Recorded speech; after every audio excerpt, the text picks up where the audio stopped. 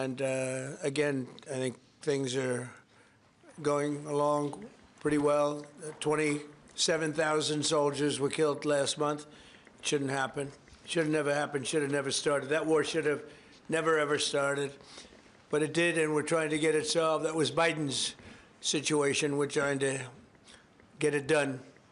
And I think we're closer now, and they will tell you that they're closer now. We had numerous conversations with President Putin of Russia, and I think we're closer now than we have been ever. And we'll see what we can do. We want to save a lot of lives. We sell equipment to NATO. We don't spend any money, but we do want to see if we can save a lot of lives. When you're losing 25,000 to 30,000 soldiers, mostly soldiers, other people too, from towns, and like places like Kiev, various other places throughout Ukraine. It's pretty bad. Nobody's seen anything like it, actually, since World War II. But we're getting closer. We're having tremendous support from European leaders. They want to get it ended also.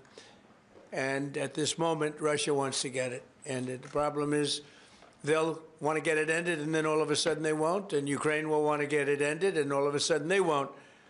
So we have to get them on the same page. But I think that's working along. Very good talk.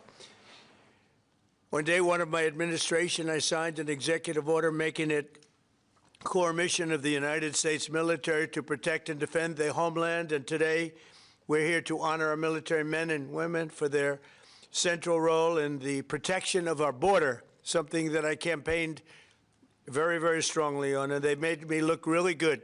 They were unbelievable. They made us all look good. I mean, we went from having millions of people pouring over our border to having none in the last 8 months, none. In a few moments, we'll officially recognize their service by awarding them the Mexican Border Defense Medal, which is a big deal.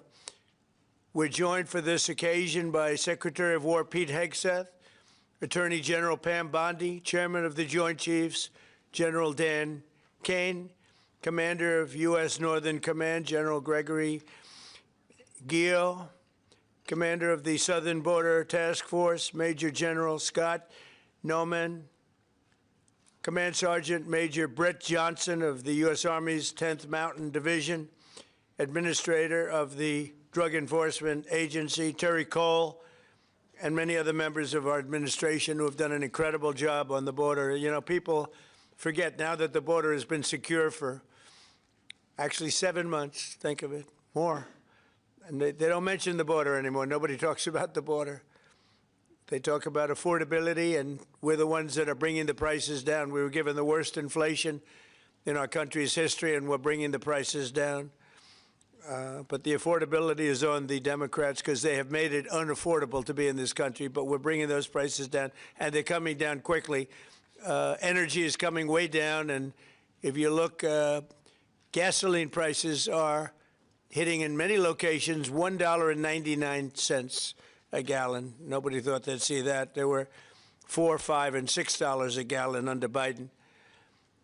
In the 4 years before I took office, our southern border was surrendered to criminals, drug cartels, human traffickers, and child smugglers. Our entire southwest border on the Mexican side is under the physical control of cartels that are among the most violent entities nobody's ever seen anywhere on the planet, the most violent people on the planet. Remember when the Democrats and others, the radical left, used to say that the people they're allowing into our country, immigrants, are nice people. They're not violent like our people. Well, they make our people look like babies. These are some of the most violent criminals anywhere on earth from many countries, not just Venezuela. Venezuela emptied their jails into our country, but others have also. The Congo has. So many other countries have.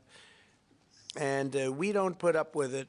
I have to say the drugs coming in by sea are down 94%.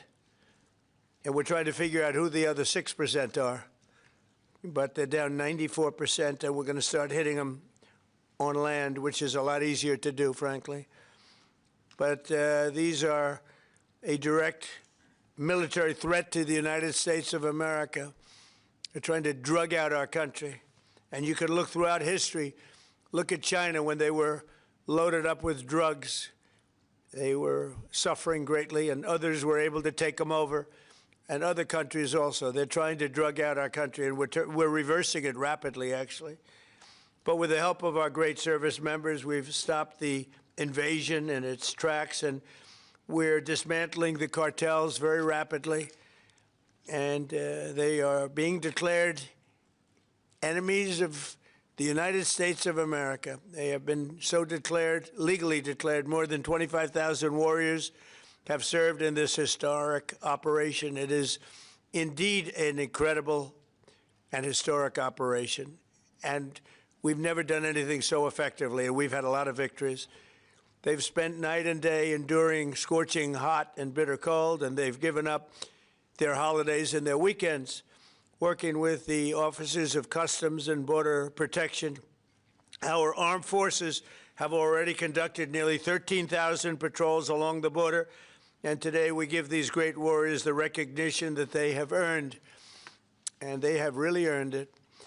The military component of our border security efforts is just the beginning. We're also designating the drug cartels as foreign terrorist organizations, a big deal from a legal standpoint and military standpoint.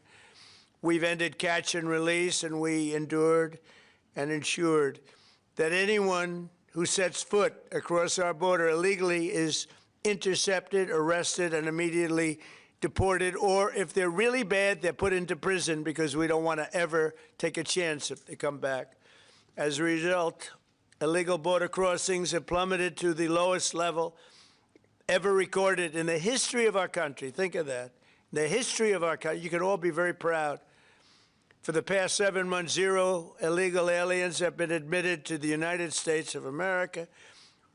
We inherited the worst border in the history of our country, one of the worst borders, I would say, in the world. I can't imagine any border in the world being worse when they allowed 25 million people to come in.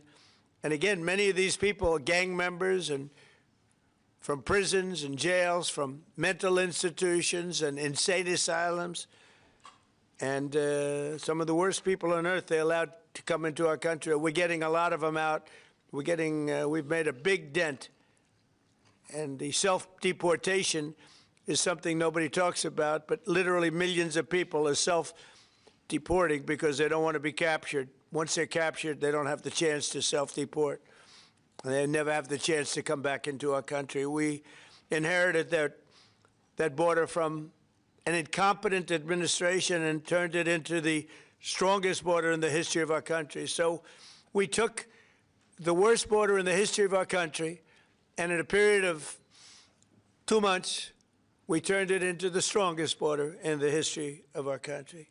During this time, we've also achieved a 50% drop in the amount of fentanyl coming across the border, and China is working with us very closely on bringing down the number and the amount of fentanyl that's being shipped. You know, fentanyl is very bad when you mix it with certain ingredients, but it also is very important for medicine, for anesthesia, various other things. I want people to understand that. It's not made necessarily for bad. When it's mixed with certain things, it becomes bad. And that's what's taking place in Mexico. And we've got it down to a much lower number, not satisfactory, but it will be satisfactory soon. In May, we executed the largest fentanyl bust in the history of the U.S., seizing 3 million fentanyl pills all at one time. Think of that, 3 million pills. It's amounted to billions of dollars worth of drugs. And last month, we seized another 1.7 million fentanyl pills in the state of Colorado, the poorly run state of Colorado, with a governor who's incompetent, and frankly, with a governor that won't allow our wonderful Tina to come out of a jail, in a high-intensity jail, because she caught people cheating on an election, and they said she was cheating. She wasn't cheating. She went over, she looked at one of the election scams going on, and because she did that, they put her in jail for 9 years. The governor of Colorado is a weak and pathetic man who was run by Tren de Aragua, the criminals from Venezuela took over sections of Colorado, and he was afraid to do anything. But he puts Tina in jail for 9 years because she caught people cheating. And when she walked over and got involved in it, they said she was cheating. She wasn't cheating. She caught people cheating on the election, 2020, along with a lot of other people that cheated on that election. You'll see that coming out more and more. But there's no doubt that America's adversaries are trafficking fentanyl into the United States, in part because they want to kill Americans.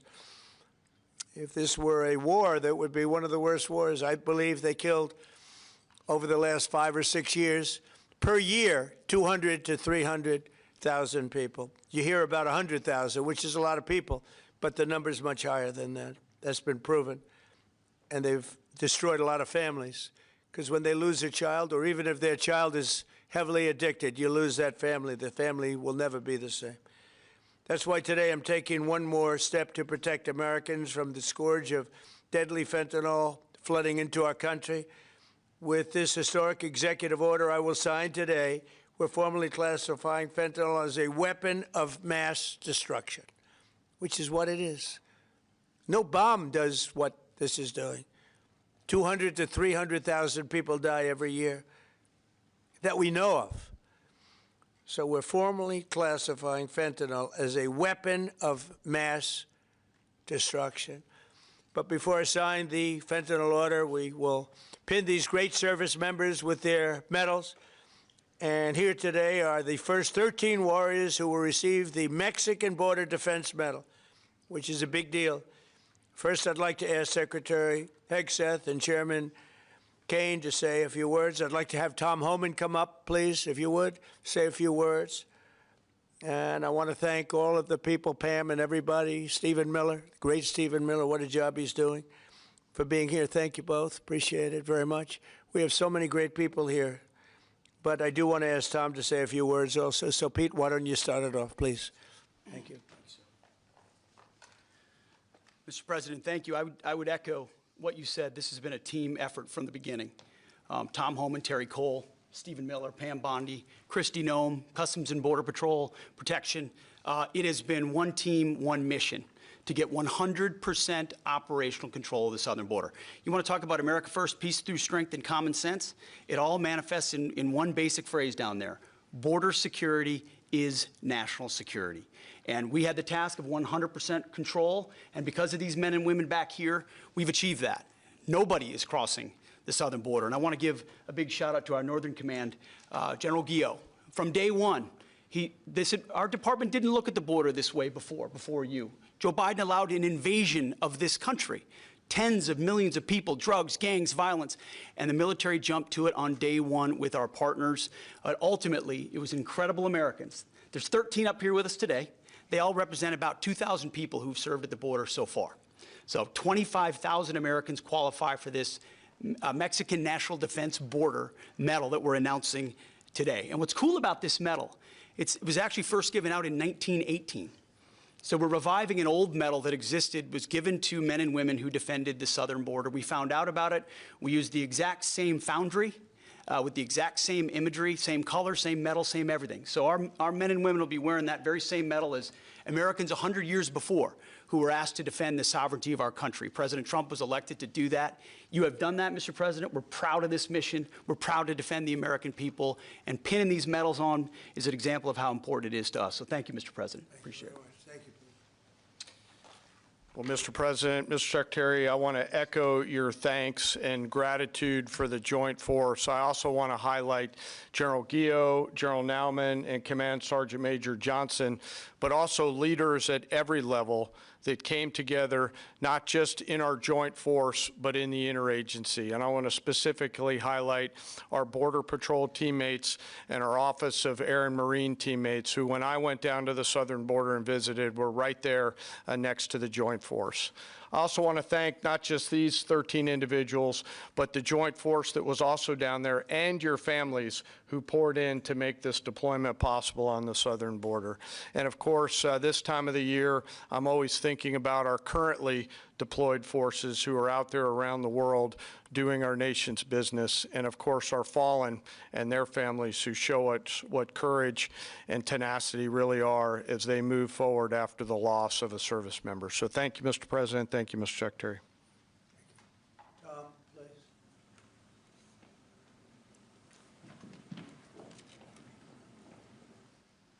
You know, it's always an honor for me to be in the Oval Office with the greatest president of my lifetime. Yes, I said it, and I meant it. You know, I just got home last night. I toured the border in California, Arizona, and Texas. I did it in four-wheel drive. I did it on the river. I did it from the air. Hundreds upon hundreds of miles of border. I didn't see one illegal alien. Not a single one. I've done this since 1984. I worked for 6 different presidents. No one's done more than President Trump. What he has done is gave us the most secure border in the history of this nation. Hard to stop. I went to hundreds of miles of border and didn't see one illegal alien. Incredible, considering the Biden administration, we had 10, 12,000 a day, most released in the United States. I'm proud to be with these patriots behind me. I'm already proud to be in the Oval Office of the President, but being with these heroes, I met some of these soldiers down on the border. And actually, a shout out to Fort Drum, New York. We got some 10th Mountain Division here, so Elise Stefanik, Claudia Tenney, we all love Fort Drum and the 10th Mountain. So look, this is a game changer. I want to make something perfectly clear, because we get attacked all the time being inhumane. The Biden administration is much more humane. It's a bunch of crap. Because there's been studies done that 31% of women that make that journey through the cartels get sexually assaulted. They get raped. And not just the women, children too. I've done numerous investigations in that. Sex trafficking was at historic highs with that open border. Fentanyl, historic highs that killed 250,000 Americans. No inspector terrorists that came across the border. Record, historic. What happened under the Biden administration was the most inhumane thing I've seen in my lifetime. Now that the border is 96% decline, 96% less people are coming, how many women aren't being raped? How many children aren't dying making that journey? How many women and children aren't being sex trafficked into this country every day? How many known suspected terrorists aren't just walking across that border? President Trump and this administration is saving thousands of lives every month. Hard stop. That's just a stone cold fact. I'm just proud to be a part of this. I work with Steve Miller every day. Steve Miller is one of the most brilliant people I've met in my entire life. President Trump brought together one hell of a team here, and the success proves. We all working together, one team, one fight. We're not done yet. We're going to keep going, and I guarantee you we're going to continue saving thousands and thousands of lives. Secure border means strong national security. Secure border saves lives. Thank you. Thank you, Tim. Okay, let's do the medals, and I'll be signing this. Maybe you'll do the medals first, and then I'll sign, okay? Please.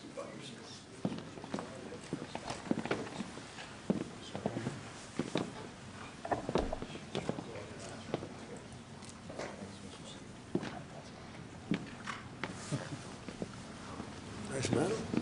It's not bad.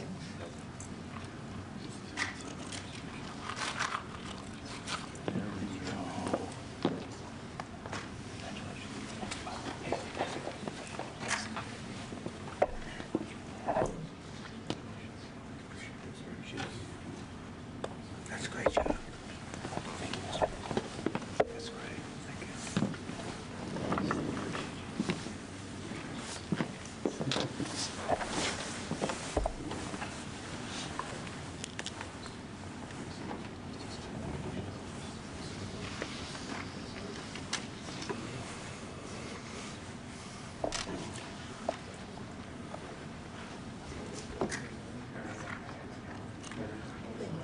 Great job.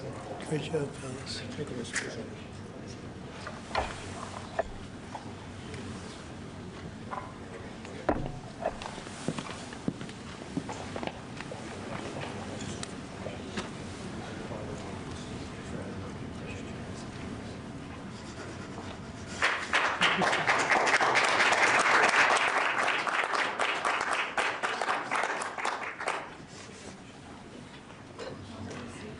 No auto pen. None, ever. We don't like auto pens, right? We don't like auto pens. How about gathering around me, and we'll hold this up. Congratulations, it's an amazing job. Come on around, come on around. Let's take a good picture.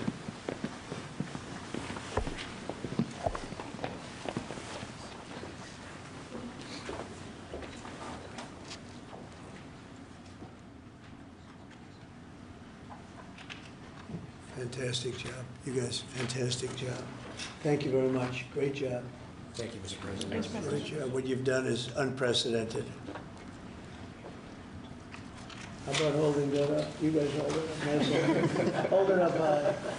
You deserve it more than me.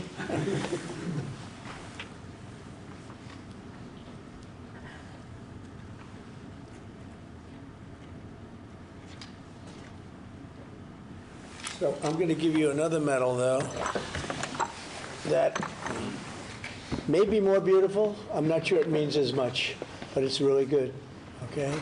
This is gun medal. This is the one the military loves. So we're going to start, okay? Thank you, Mr. President. Thank you, dear. Here you go. Thank you, Mr. President. Thank you, Mr. President. Pretty nice. Want to compare it? Let me see, compare it. Let me see how that looks. I don't know. That looks pretty good. Thank you, Mr. But that means something very special. Thank you, Mr. President. Thank you. Thanks, Mr. President.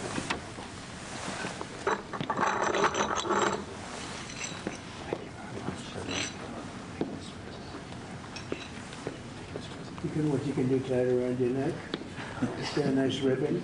I think you'll like it. It's special. We don't give them to many people. Thank you, Mr. President. Thank you, Mr. President. Come on over here. Come here. Look at this guy. The man's being happy. That's 4 sides up big. That means a lot up there.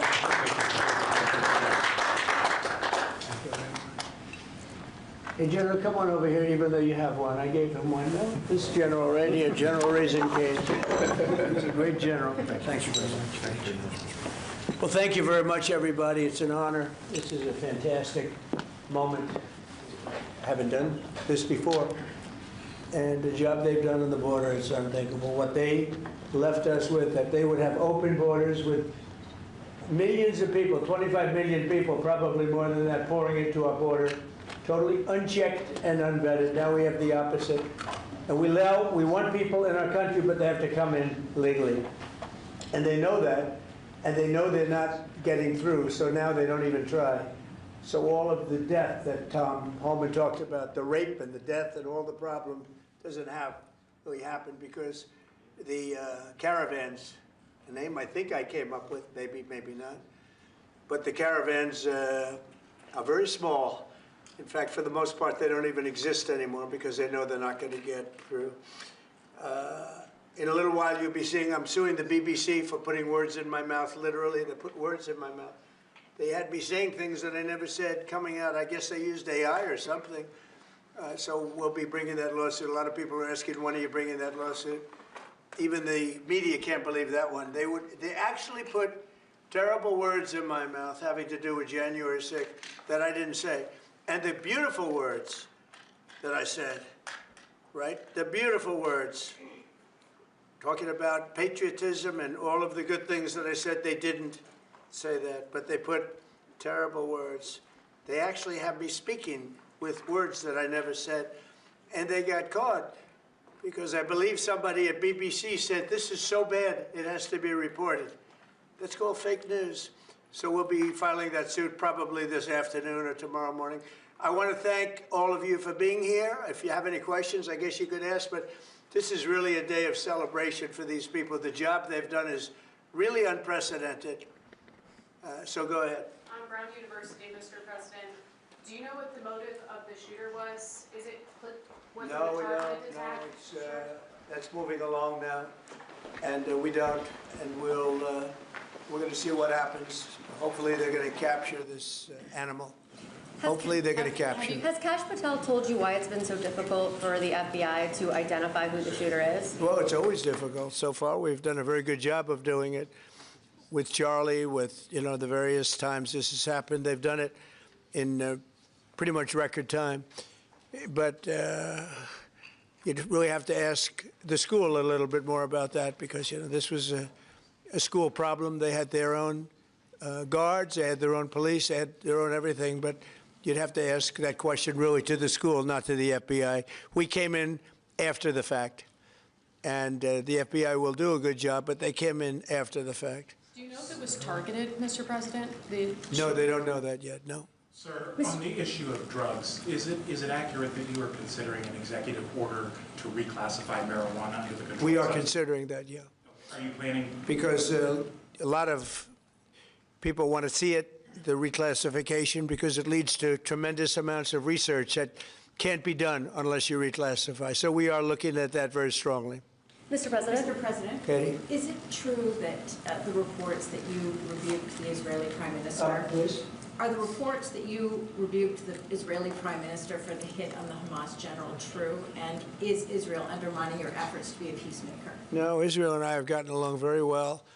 My relationship with Bibi Netanyahu has been obviously a very good one. Look, we took out Iran. We wiped out, with that plane right there, we wiped out the B-2 bomber. We wiped out the Iran nuclear threat. And because of that, we were able to make peace in the Middle East. No, we've had a very good relationship with Israel. We actually have a very good relationship with just about everybody in the Middle East. But was that a violation of the ceasefire, the strike on the Hamas general?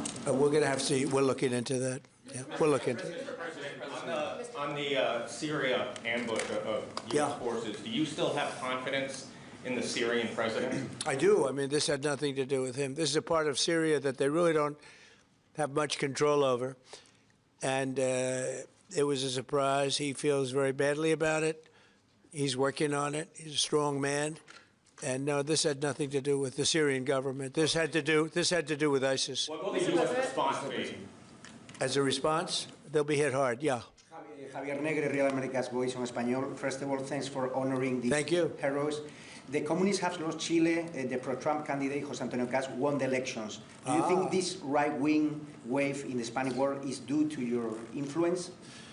Well, we just had a good one in Honduras, as you know. Had a great election there. I endorsed somebody that was not leading, and he won the election. And we had a good one just a couple of hours ago. I found out in Chile, the person I endorsed, who was not leading, ended up winning quite easily. So I look forward to paying my respects to him. I hear he's a very good person. Yeah. Mr. President, thank you, Mr. President. This year you fired Democrats from a number of federal agencies, and now going into 2026, there are some key regulators like the SEC, the CFTC that are going to have 0 Democrats. Do you plan to appoint Democrats to fill those empty spots, or do you think that federal agencies shouldn't have Democrat commissioners? Well, do you think they would be appointing Republicans if it were up to them? So, we'll look at it. Look, we want to be fair, but typically they're not appointing Republicans. So you're asking me the question whether or not I'd appoint Democrats. But there are certain areas that we do look at, and there are certain areas that we do share power. And I'm open to that. Please. Mr. President, a number of Republicans have denounced your statement on Truth Social after the murder of Rob Reiner. Do you stand by that post? Well, I wasn't a fan of his at all. He was a deranged person as far as Trump is concerned. He said he knew it was false. In fact, it's the exact opposite, that I was a friend of Russia, controlled by Russia. It was the Russia hoax. He was one of the people behind it. I think he hurt himself in career-wise. So he became like a deranged person, Trump derangement syndrome. So I was not a fan of Rob Reiner at all in any way, shape, or form. I thought he was very bad for our country, yeah. Blue slips, Mr. President. Leader Thune doesn't seem like he wants to get rid of blue slips. Will there be consequences for the Senate if they Well, I think they should get rid of blue slips because as a Republican president, I am unable to put anybody in office having to do with U.S. attorneys or having to do with judges. In other words, if you have one, not two, you don't need two, just one. If you have one Democrat senator, where we have a lot of them, you have one Democrat senator in a state, it is not possible to appoint, because of blue slips, a judge. It's not possible to appoint a U.S. attorney. You see that happening. And I think it's a disgrace. I think blue slips are a disgrace. They've long since, they should not be relevant anymore. This is a different world than it was 15, 20 years ago. You know, that was a gentleman and gentlewoman world. This is a little bit different, unfortunately. Yeah, please. Mr. President, what do you want to see Congress do this week as it relates to health care and the expiring ACA? Yeah, that's a good question. I'd like to see the people get the money. I'd like to see all of the money that's going to the Democrat insurance companies. You know, the insurance companies are making a fortune. They're up 1,700% and more. And they're taking in hundreds and hundreds and hundreds of billions of dollars, even trillions of dollars. And Obamacare gives you terrible health care. Just so you understand, Obamacare was set up, and I said it right from the beginning, for the benefit of the health insurance companies, of the insurance companies. They're making billions and billions of dollars. Their stock is through the roof. I don't want to give them anything. I want all money going to the people and let the people buy their own health care. It'll be unbelievable. They'll do a great job. They'll get much better health care at a much lower cost. Would you like Republicans next year to just use reconciliation to do with health care exactly what you laid out, and they wouldn't have to worry about Democratic votes? Well, that or knock out the filibuster. If you knocked out the filibuster, it would all go away, but we have a few people that wouldn't do that. It's crazy. Look, we should knock out the filibuster. And if you did that, we'd get voter ID. You'd have no mail-in voting, all things that make our elections dishonest. And you'd get a lot of other things having not even to do with voting. But Republicans should knock out the filibuster, and we should approve a lot of things. You wouldn't have January 30th looming because, you know, you have the 30th of January looming. You know that, right?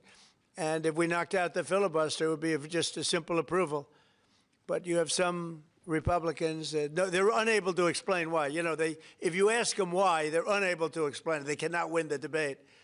But they should knock out the filibuster. And frankly, they should get rid of the blue slips, too. Yeah. Mr. President, the Democrats won Miami, where you won the election 1 year ago. Do you think it's because of the Hispanic media like Telemundo that are publishing fake news about the ICE operations? How do you plan to win back those votes for midterms? Yeah, well, I won that whole election. And, you know, it's interesting.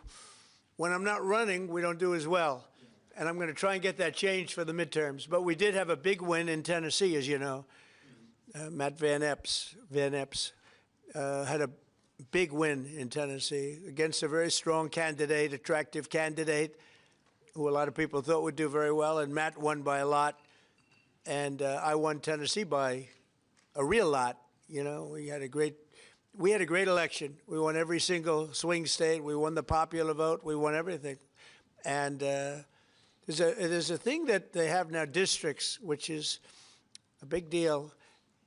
I think in a way it's the most important stat from the standpoint of, you know, looking at numbers accurately. So out of thousands of districts, I won 2,750 versus 525.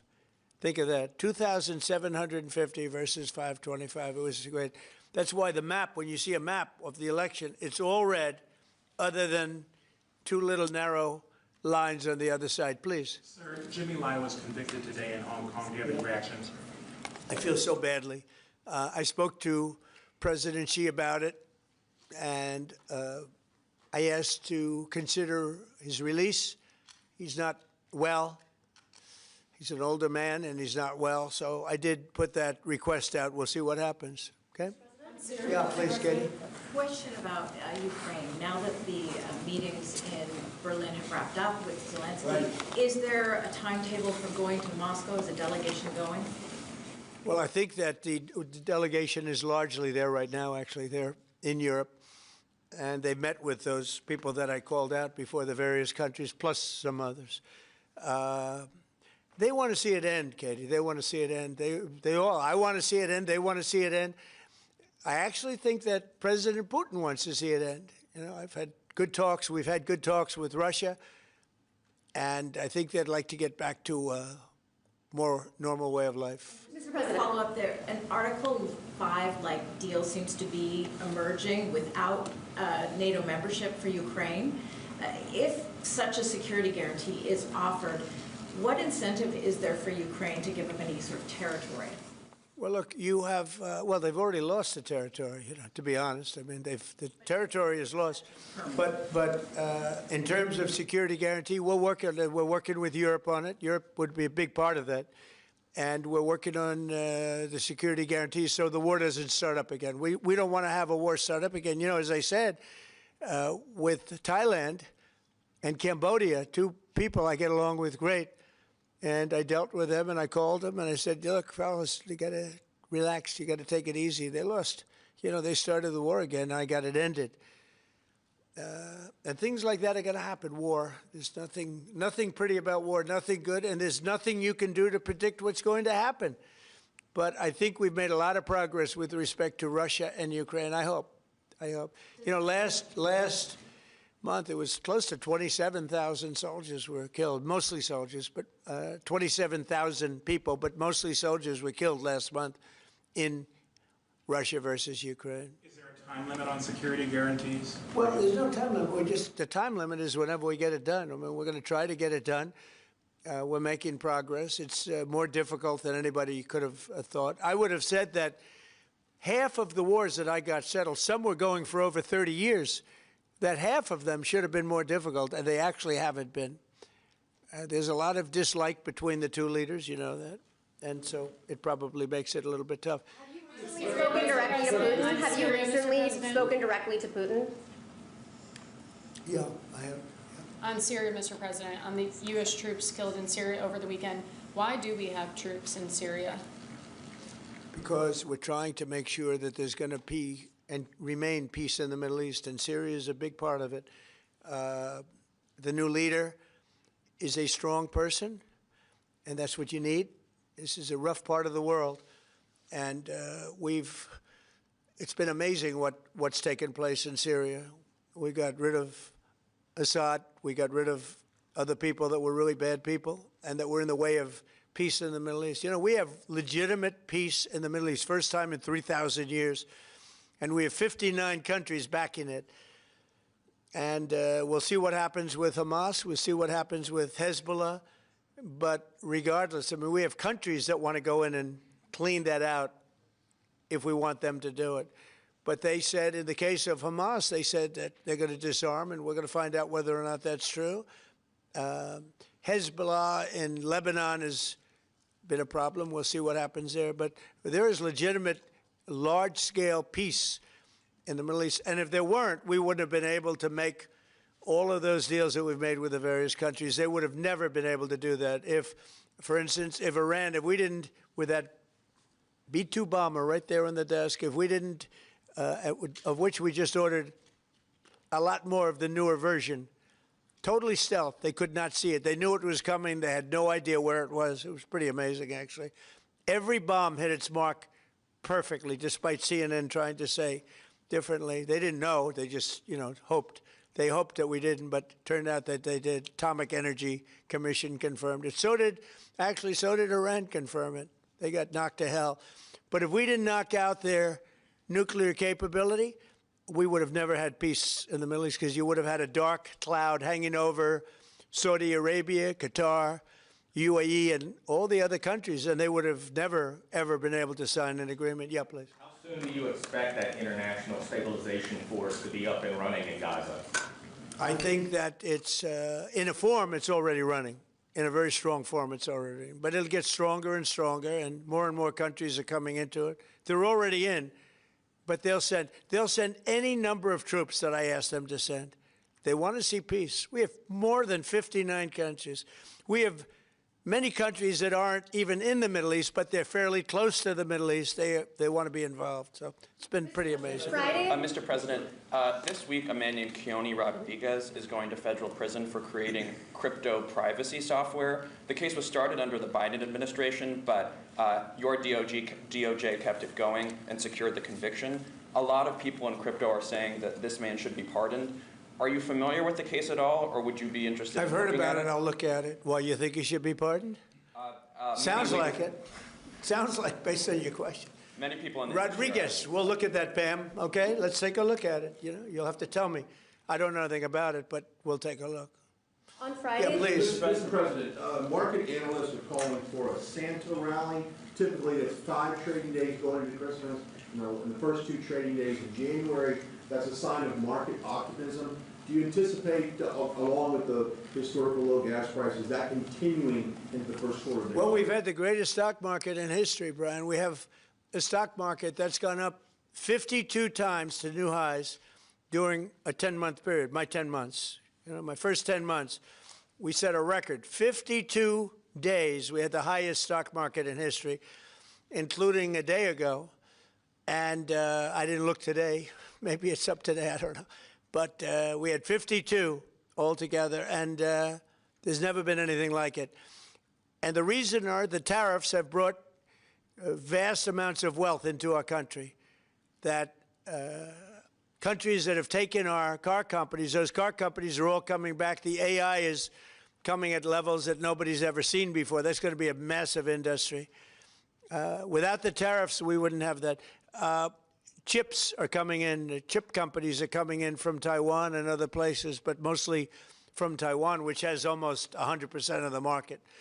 And we're now making chips, and we're not paying anything. It's not the CHIPS Act where they give billions of dollars to companies and then they just take the money and they run. That was under Biden. The fact that I set tariffs up and that if they don't make their chips here, they have to pay a big tariff. In order to send them into the U.S., they have to be here. You know, tariffs really work, in my opinion, almost only in the United States. They've been used against us successfully because we had presidents that had no clue. But tariffs really work. We have taken in hundreds of billions of dollars with tariffs, and more importantly, we've taken in countries and companies where, and even countries have sent their car-making people into the United States in order to avoid paying tariffs. And they'll build a plant and they'll hire our people to make the cars. But we now have, as you know, Toyota just approved $10 billion in manufacturing plants in the United States using our people. Without tariffs, none of that would have happened. Tariffs have given us great national security. There's nothing like what's happened in the last 10 months. Tariffs have given us tremendous national security and tremendous wealth. Thank you all very much. Thank you. Thank you, Mr. President. Thank you, press. Thank you, press. Thank you. Thank you, guys. Thanks for talking. Okay, you guys can grab everything. Thanks, guys. And you can grab everything. Thank you. Stay back.